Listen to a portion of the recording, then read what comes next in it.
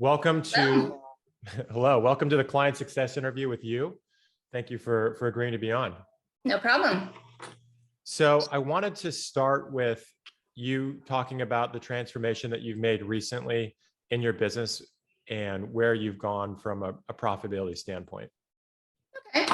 Well, basically, the business has gone on about 4.5 years since I moved to this location in Florida. I moved here not knowing if I was going to want to start teaching again or just do boarding or just do private horses. So it kind of just floated for the first year. Then I started doing some basic advertising on Facebook where you boost your post, and most of my people were word of mouth. So I was breaking even. I was putting the money back into the business to redo some fencing, update the barn because it needed a lot of updates. But there were months where we were in the red. And then probably at my first meeting with you in October of last year, when I kind of decided that I'm going to push the riding school. And then now we're here. So what are you making now with the business? Last month I made 12,210 profit. Okay. And this month is projected, if I don't get any more new clients, just with the current new clients, that we're going to be 15 or 16K. Okay. So you went from sort of breaking even to now it's finally profitable. Yes. And I want to go through the way I look at it is the decisions you make in these six categories will dictate like 99% of your results in your business. Yeah. So I want to go through, and I believe that the decisions you made, previously and the decisions you're making now is the reason for those difference. So I want you to get clarity on where you've made, because you've obviously done something incredibly right. I mean you've got my original goal was to get to 10,000 by February. That's what I set with you in October, and I hit that in December. Yeah. So I'm thinking if forget I can that goal. Yeah. Yep. Like the thing that you got to realize, and that hopefully anybody watching this realizes, is I think this might be the best possible time to build this particular business. Oh yeah. And if you aren't realizing that the opportunity is there right now and capitalizing on it and just taking it, you're going to regret it. And so I think you want to be super focused on it. You made some really good decisions. The other thing too to take away, and this might be oversimplifying it, but it almost sounds like you had 3 to 4 years of, not making much or anything at all. And then almost suddenly you've got 5-figure profits a month, right? Yeah. It wasn't like a steady build. It kind of felt like 4 years of hell. I mean, most people, working for free, and then suddenly you're profitable.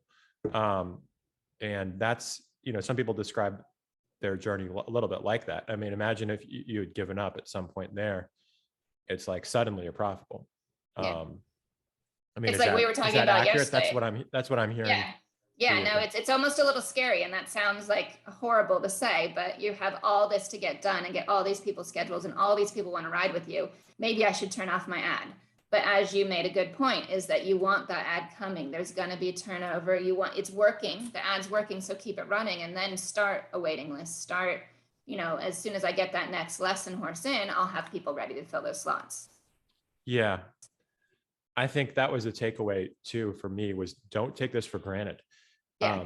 A lot of people turn an ad on and they're like, Brian, the ad worked. And I'm like, okay, great. They're like, well, I turned it off and I'll just turn it back on when I want more clients. And I'm sort of like, there's other factors going on right now with that ad and this market and this timing. So there's no guarantee when you're like, well, I want clients again. And it's like, got to get it while it's hot.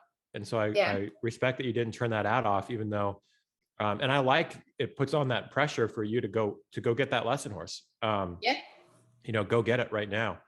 Instead of that's another decision is, do I turn the ad off and turn it back on once I get the lesson horse?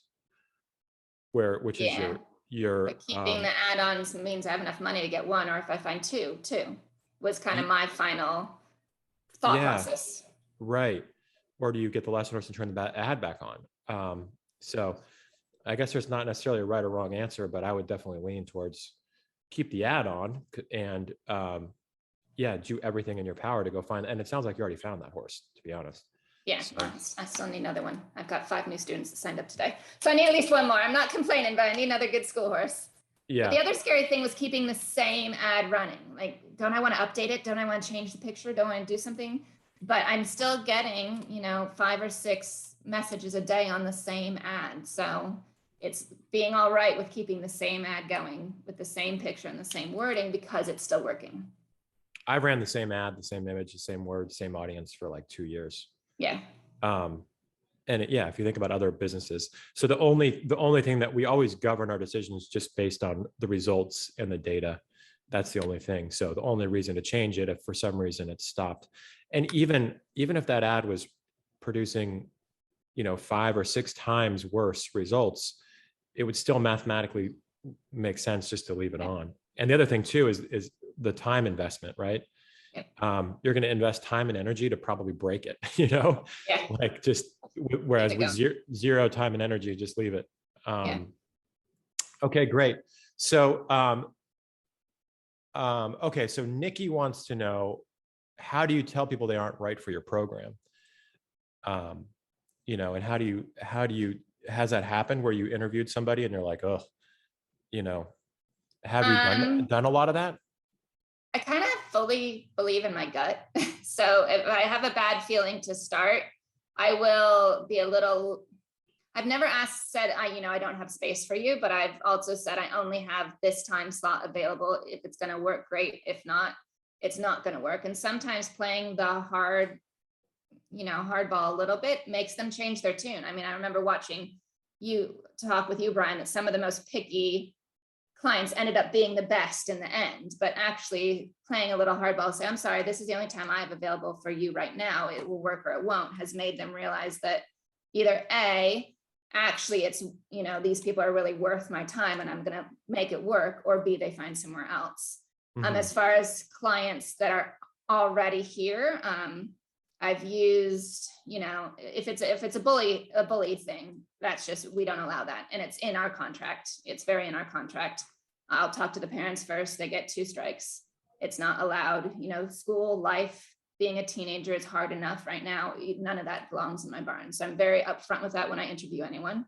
And then if maybe our training styles aren't the same anymore, I normally say, I'd love to keep you as a friend, but our professional relationship just isn't working. I'm unable to do my job that you pay me for as your professional. And I'm doing you a disservice.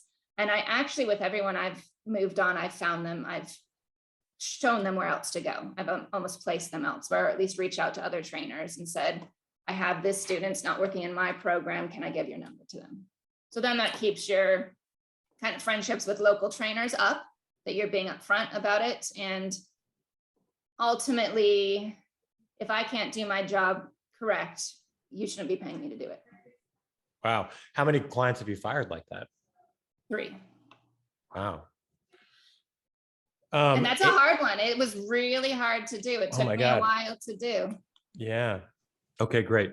All right, Erin. Well, we've taken an hour of your time. I appreciate it. Thank you. Thank you for all of your insight, and look forward to seeing what you build. All right, great. Well, thank you. All right, Erin. Have a great day. Okay, you too. All right, bye-bye.